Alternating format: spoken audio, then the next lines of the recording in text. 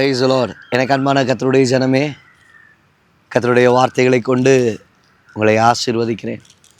இந்த நாளிலும் நீதிமொழிகளின் புத்தகத்திலே 24ஆம் அதிகாரம் 17வது வசனத்திலே வாசிக்கிறோம்.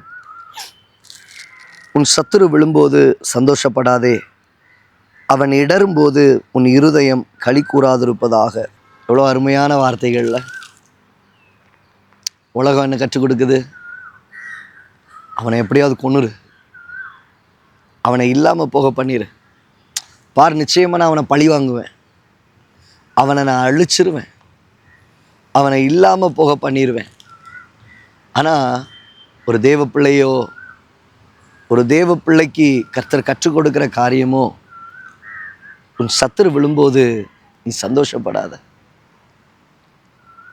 உங்கள் குடும்பத்தில் அநேகர் நம்முடைய வாழ்க்கையிலே நம்மை அழிப்பதற்காக காரியங்களை செய்திருப்பார்கள்.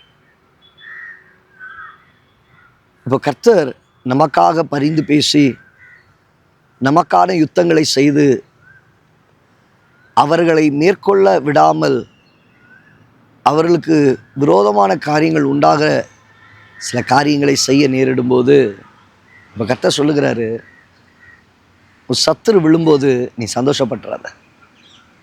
பாத்தியா, அவன் எனக்கு விரோதமாக எழும்புனான், என் குடும்பத்துக்கு விரோதமாக எழும்புனான், அவன் அழிஞ்சிட்டான் பார்த்தியா, அவன் அழிஞ்சிட்டான் பார்த்தியா, அவன் வாழ்க்கை இல்லாமல் போயிடுச்சு பார்த்தியா. சந்தோஷப்படாத, சந்தோஷப்படாத. அவன் அவன் இடரும்போது களி கூறாத. அவங்களுக்காக ஜெபம் பண்ணுங்க, அவர்களுக்காக ஜெபிங்க. கர்த்தர் நமக்கு கற்றுக் கொடுக்குற அந்த பாடமே அதுதாங்க. ப்ராக்டிக்கலா நீ இப்படி தான் இருக்கணும், தேவ பிள்ளை இப்படி தான் இருக்கணும். வாழ்க்கையில் உங்களுக்கு விரோதமாக எழும்பினவர்களாக இருக்கட்டும், உங்களை குற்றப்படுத்த நினைக்கிறவர்களாக, உங்களை அழிக்க நினைக்கிறவர்களாக இருக்கட்டும், நமக்கு விரோதமாய் எழும்புகிறதான அநேகர் உண்டு, இருப்பார்கள்.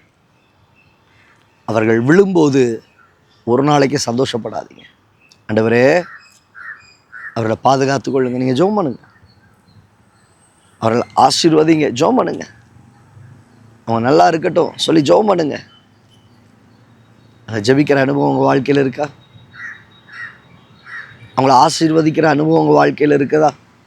வேலையின் ஸ்தலத்தில் அநேகர் உங்களுக்கு விரோதமாக எழும்பணும்னு நினைக்கிறாங்க. அது நல்லாவே உங்களுக்கு தெரியும், நல்லாவே உங்களுக்கு தெரியும். அவன் தான் செஞ்சுருப்பான், அவன் தான் உங்களை அழிச்சிருப்பான்றது தெரியும். இப்போ அவனுக்கு ஒரு நெருக்கம் வரும்போது, இல்லை அவன் இடறி போகிறதான சூழ்நிலைகள் வரும்போது சந்தோஷப்பட்டு களி கூறாத, சந்தோஷப்பட்டு களி கூறாத. மாறாய் அந்த குறிப்பிட்ட நபர்களுக்காக ஜெபிக்கிற அனுபவத்தை கர்த்தர் உங்களுக்கு தருவாராக. தேவ சமூகத்தில் பரிந்து பேசுகிற அனுபவத்தை கர்த்தர் ஏற்படுத்துவாராக. தேவ ஜனமே, அப்படிப்பட்ட ஒரு நல்ல அனுபவத்தை, அப்படிப்பட்ட நல்ல ஒரு அனுபவத்தை எதில் ஆபிரகாமுடைய வாழ்க்கையில் நம்ம பார்க்கும் பொழுது, லோத் அவனை விட்டு பிரிஞ்சிட்டான்.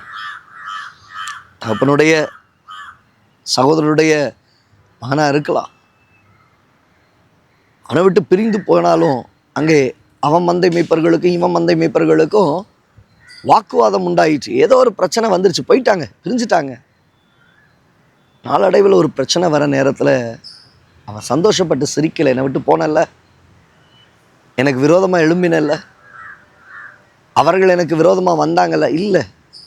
தேவ சமூகத்தில் பரிந்து பேசுகிறான். ஆண்டவரே, 10 நீதிமான்கள், 5 நீதிமான்கள் தேவ சமூகத்தில் பரிந்து பேசி ஜெபிக்கிறான்.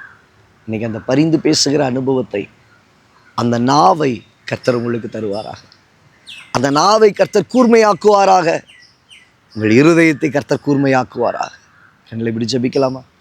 நல்ல தகப்பனே, இந்த நாளிலும் கேட்ட உடைய சத்தியத்தின்படி, வார்த்தையின்படி சத்துரு இடறி விழும்போது அவர்களை குறித்து சந்தோஷப்படாதபடிக்கு,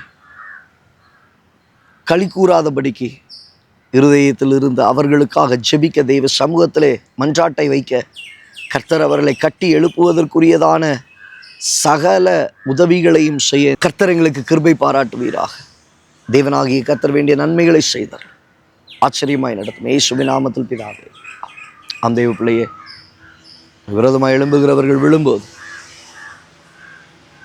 அவர்கள் இடறும்போது களி கூறாதீங்க, சந்தோஷப்படாதீங்க. மாறாய அவர்களுக்காய் ஜெபியுங்கள். கர்த்தர் அவர்களையும் தூக்கி எடுக்கட்டும், நம்மையும் பாதுகாக்கட்டும். God bless you. God bless you.